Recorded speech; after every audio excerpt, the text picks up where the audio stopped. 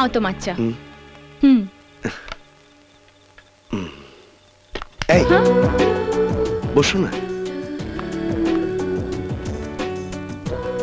জানো কুসুম, কথা বলার ক্ষমতাই হারিয়ে গিয়েছিল। কোর্টে যখন তুমি অজ্ঞান হয়ে পড়েছিলে, তারপর বাড়ি ফিরেও যখন আমার সাথে কিছু কথা বললে না, হঠাৎ কোথায় বেরিয়ে গেলে, আমার তো মনে হয়েছিল আর বোধহয় কোনো আশাই রইল না।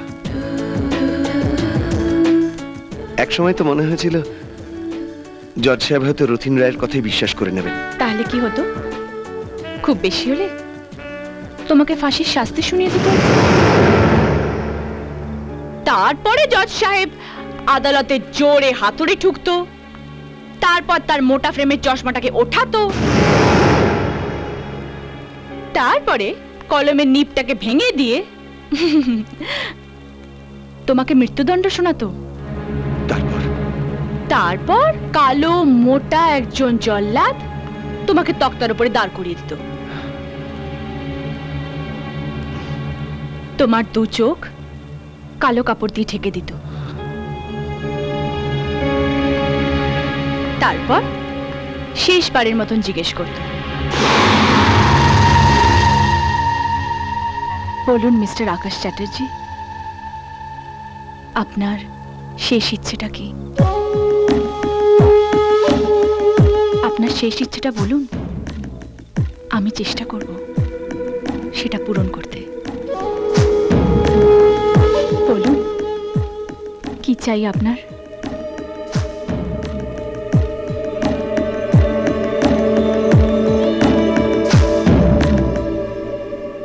শুধু তোমাকে।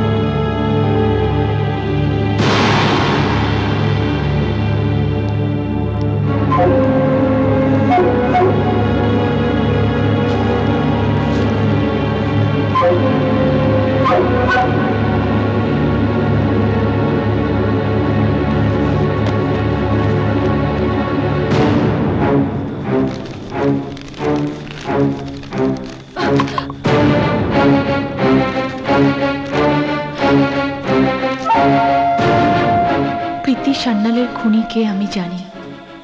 আজ রাত 1টায় টিলার সামনে আসুন। শুভাকাঙ্ক্ষী।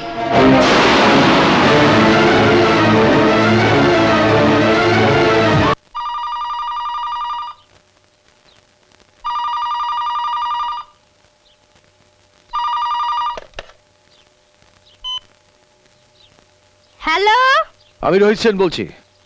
কুসুম বাড়ি আছে? না, দিদিমণি তো বাড়িতে নেই, উনি দাদাবাবুর সঙ্গে ঝাড়গ্রামে গিয়েছেন। ওকে।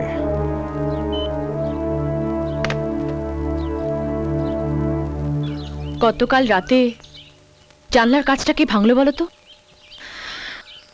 আমি তো কিছুই বুঝতে পারছি না। আরে বাবা, ভয়ের কিচ্ছু নেই, কেউ হয়তো মজা করেছে। না, ঠিক ভয় নয়, কিন্তু কেউ শুধু শুধু ঢিল ছুড়বে কেন? দেখো কুসুম, তুমি শুধু শুধু চিন্তা করছো। ছাড়ো তো, আমি বরং বাজার গিয়ে কিছু নিয়ে আসি, জমিয়ে দুজনে মিলে রান্না করব, কি বলো? ঠিক আছে, তুমি যাও, কিন্তু প্লিজ তাড়াতাড়ি এসো। ওকে সুইটহার্ট, এই যাব আর এই আসবো। বাই।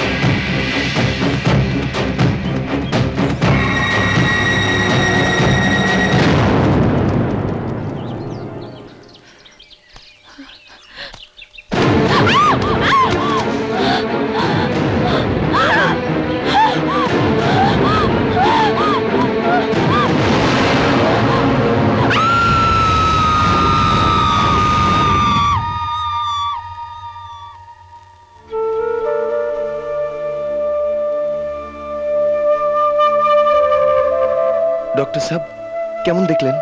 চিন্তার কিছু নেই, হঠাৎ ভয় পেয়ে অজ্ঞান হয়ে গেছে। মনে হচ্ছে কিছুক্ষণের মধ্যে জ্ঞান ফিরে আসবে। তোর জন্যই তো সব হয়েছে। এ আমি কি করলাম? আরে আমি তো ম্যাম সাহেবকে পাহারা দিতে। ডক্টর সাহেব, মনে হচ্ছে জ্ঞান ফিরছে।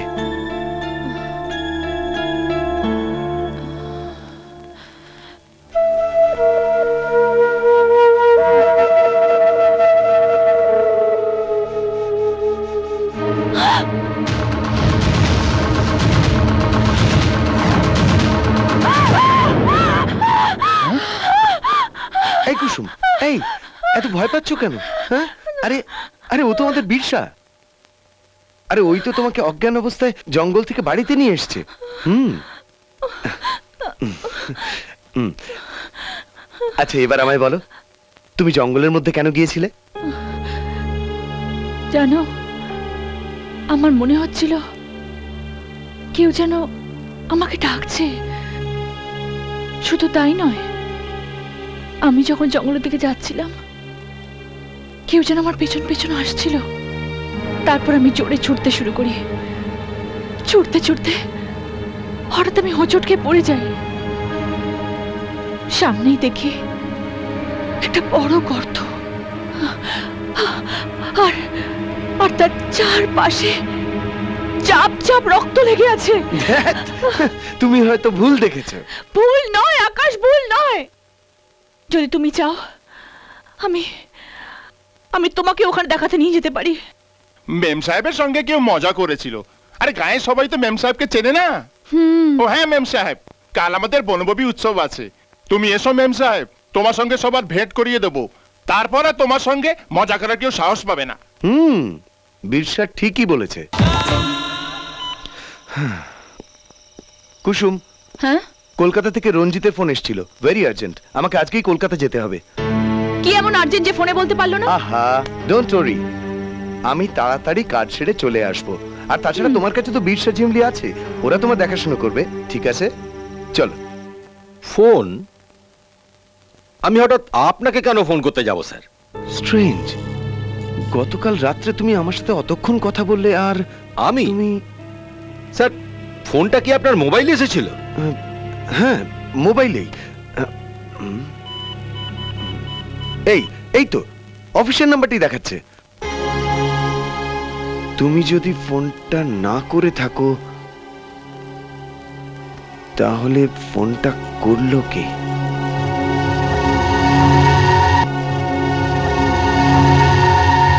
সাহেব তো এখনো ফোন করলো না। ম্যাম সাহেব করবে নিশ্চয়ই, লাইন পাচ্ছে না হয়তো।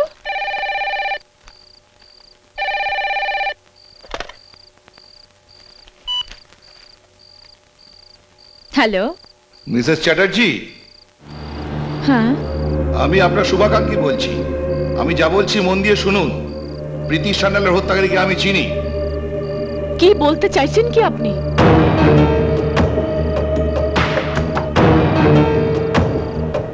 শিট, ফোনটা এতক্ষণ বিজি, কার সাথে এত কথা বলছে?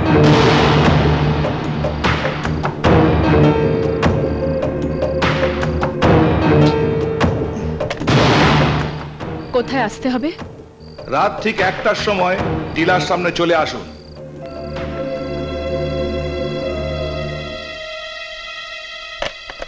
কার ফোন ছিল গো ম্যাম সাহেব? দাদা বাবুর? না না, আমার একটা বন্ধুর।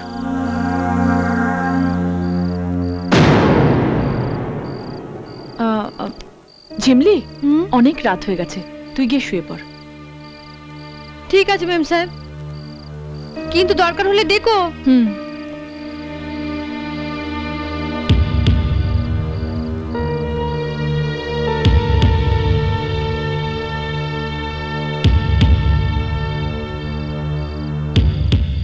শর্মা, শর্মা। হ্যাঁ দাদা বাবু, ডেকেছেন? হ্যাঁ, আমরা ঝাড়গ্রাম যাওয়ার পরে কোনো ফোন এসেছিল? হ্যাঁ, একটা ফোন এসেছিল, ওই যে পুলিশ অফিসারটা, কি যেন নাম। রোহিত সেন। হ্যাঁ হ্যাঁ দাদা বাবু, দিদিমণির কথা জিজ্ঞেস করছিলেন। যেই বললাম ঝাড়গ্রামে গেছেন, ফোনটা কেটে দিলেন। ঠিক আছে, তুমি যাও। আচ্ছা দাদা বাবু।